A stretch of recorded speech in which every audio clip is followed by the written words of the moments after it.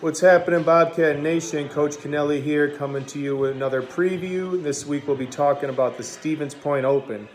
I'm broadcasting after our work hour, leaving at 4 a.m. in the morning. I'm at the best wrestling facility in the state, Pura Vida Mixed Martial Arts, Milwaukee, Wisconsin on the east side. And I'm about to tell you about the Bobcats that we're rolling up to Stevens Point for tomorrow. Starting at 133 pounds, we got Gabe Braggsdale. Gabe is coming off, he got a win last weekend, which was real nice. In two matches, he was right there. One of them was that riding time point by a minute. Another one was a 1-point loss. So he's in there. He's scrapping with everybody.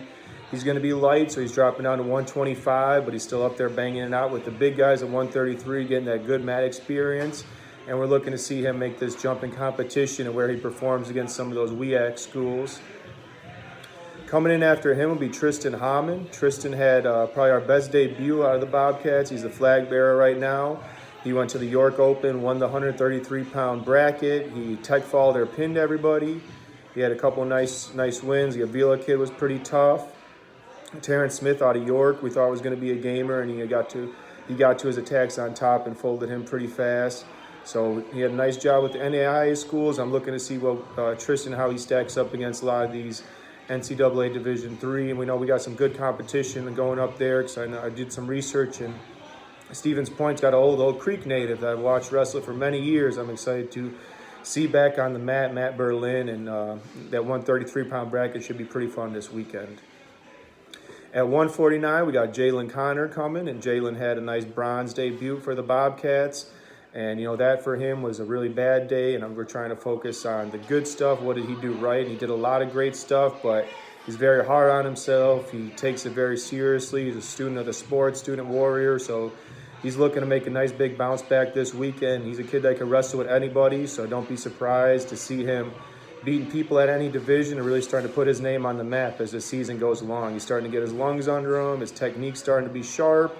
Right now he's polishing that shield and sharpening that sword because he knows that battle time is coming.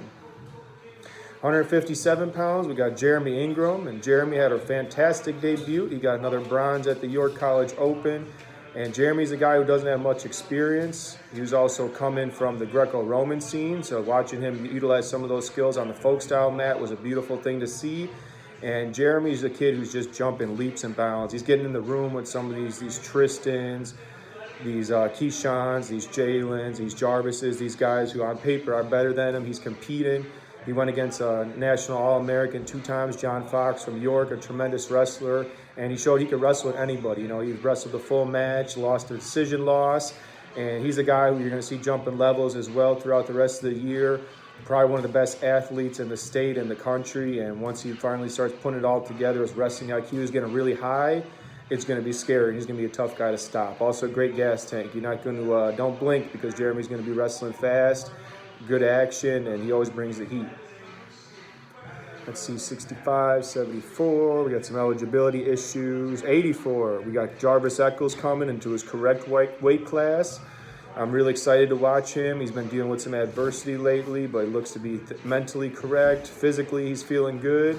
And we're ready to be all firing on there, so I'm really excited to see what Jarvis brings to the table. He's a guy, when he's cooking, when he's doing his thing, he's putting his art form in there. He can wrestle with anybody in the country, so I'm really excited to watch him try to piece together those last little ounces and inches that he needs to fight for a national title for this year.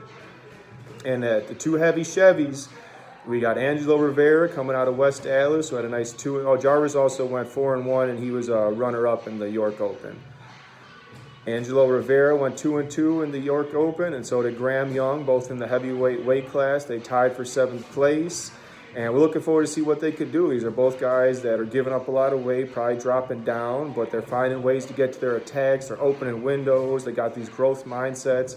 They're putting more tools in their toolbox, and they're really ready to explode at any weight class because there ain't no weights in the wild, so we're going to wrestle anybody, anywhere, anytime.